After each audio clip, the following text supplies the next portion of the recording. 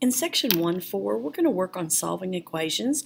Our objectives are to solve equations and to solve problems by writing equations. Before we begin actually solving equations, let's look at some vocabulary. So we have the term equation, and we need to talk about what is an equation. Well, an equation is a mathematical expression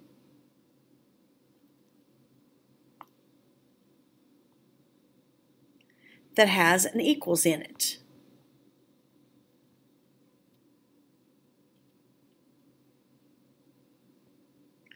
So something like 2x plus 3 equals 5 would be an equation.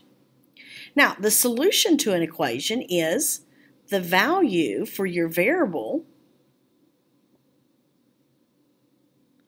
that makes the equation true. So again, if we look at, let's say, 2x plus 3 equals 5, the solution to that would be x equals 1, because if you put 1 in for x, that makes this equation true. Inverse operations, they are operations that undo each other. So if we're talking about the inverse operation for addition, its inverse operation is subtraction. If I have division, the inverse operation for that would be multiplication. An identity is an equation that is true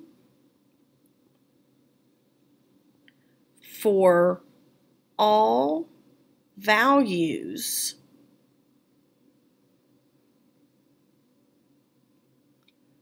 of your variable.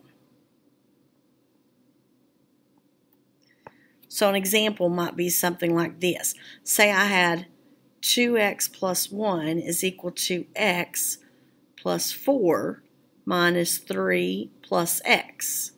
If I look at this side of the equation, then you'll see that I can combine like terms and get 2x plus 1, and we know that 2x plus 1 equals 2x plus 1.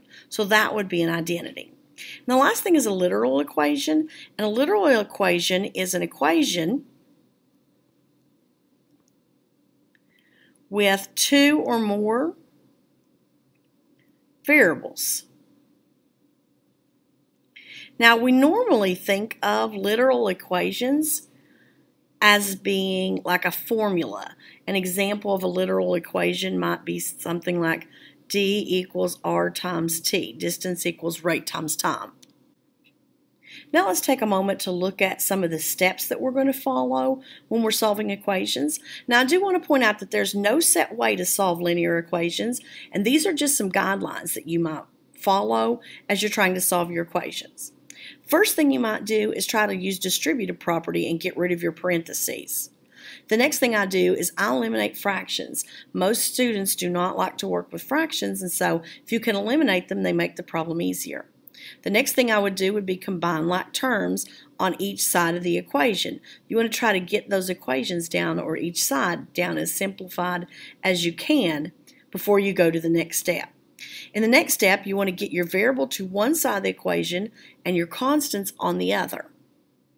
Then you're going to eliminate any additions and subtractions, eliminate your multiplications and divisions, and then the last thing you're going to do is make sure you go back and check the answer. And that is a step that most students don't follow.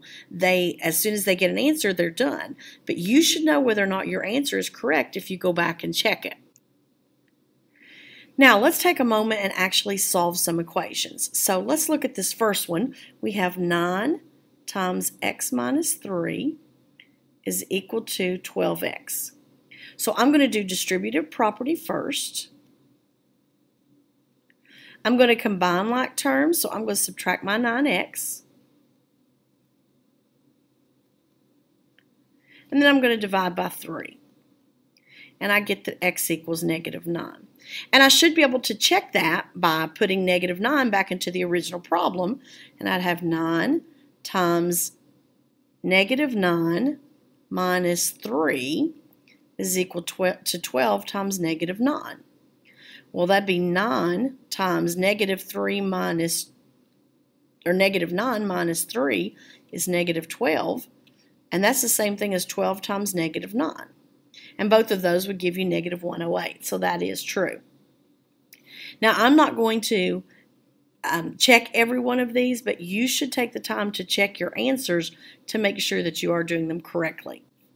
In our next example, we're going to use distributive property with both sides of our equation.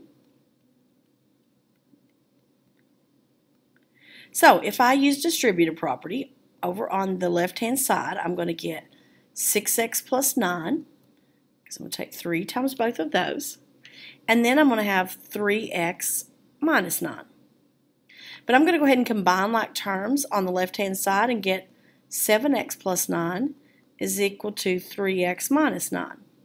So we'll subtract 3x because we want to get our variables together and get 4x plus 9 is equal to negative 9. Then we'll subtract 9 and get that 4x is equal to negative 18 and divide by 4. Now, at this point, you can leave your fraction as an improper fraction. I actually prefer that you do that. Since 18 and 4 are both even, then I can divide by both of those by 2 and get 9 halves. That is the same thing as 4.5, but you're going to find later on that it's a lot easier to just leave your answers as improper fractions. All right, let's look at the next problem that has some fractions in it. I have 1/2 times c plus 14/5 minus c is equal to 3/5 c plus 3/10. I'm going to do distributive property first and get 1/2 c plus, if I do 1/2 times 14/5, I get 14/10, multiplying tops and multiplying bottoms, but that simplifies to 7/5. We also could have started by simplifying and taking 2 goes into 2, 1, 2 goes into 14, 7, and now multiply numerators and denominators, and you get 7/5 again. So this is 7/5 minus c is equal to 3/5 c plus 3/10. Now notice the 1/2 didn't multiply with this c because it wasn't inside parentheses.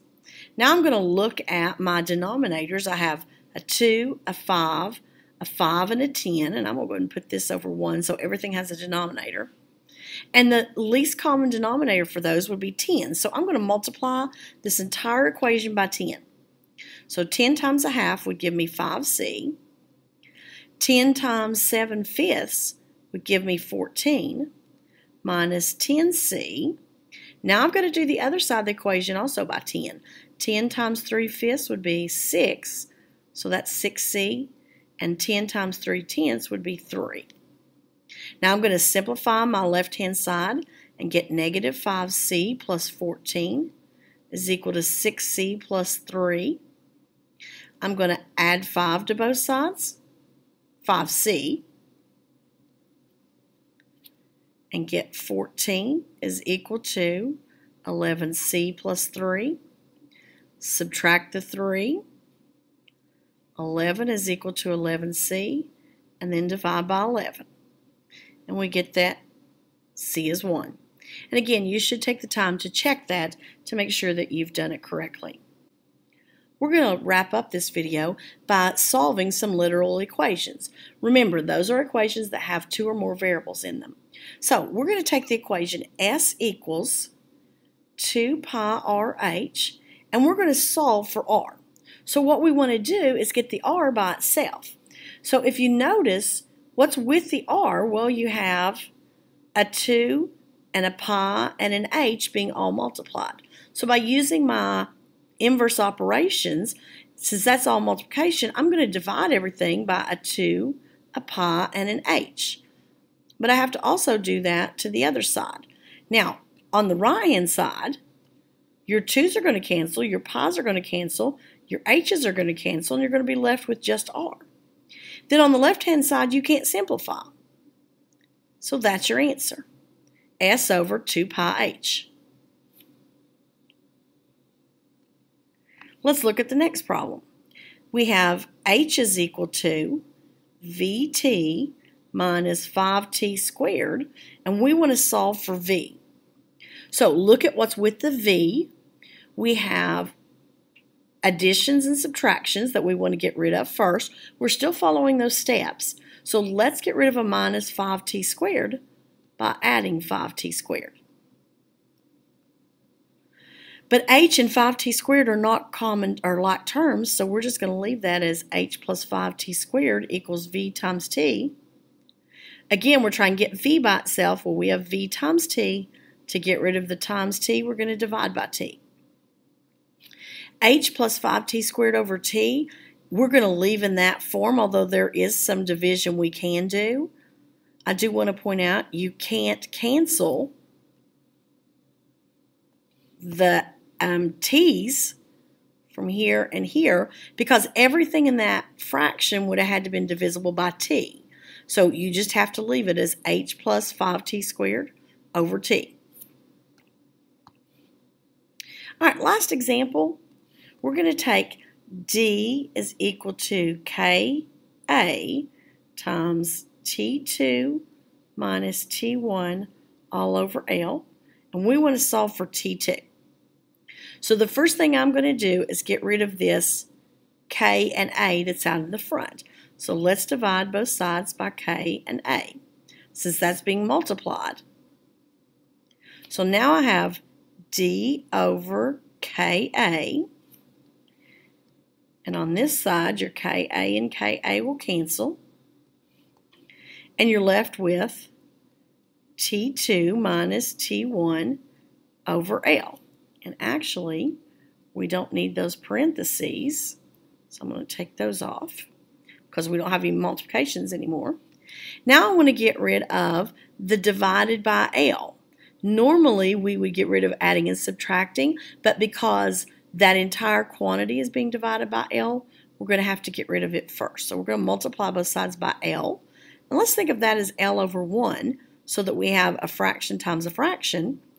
So that's going to give me DL over Ka equals T2 minus T1 because now my L's will cancel. And again, we're trying to get T2 by itself, so I need to add a T sub 1 to both sides. So then my final answer would be that T sub 2 would be DL over Ka plus T sub 1.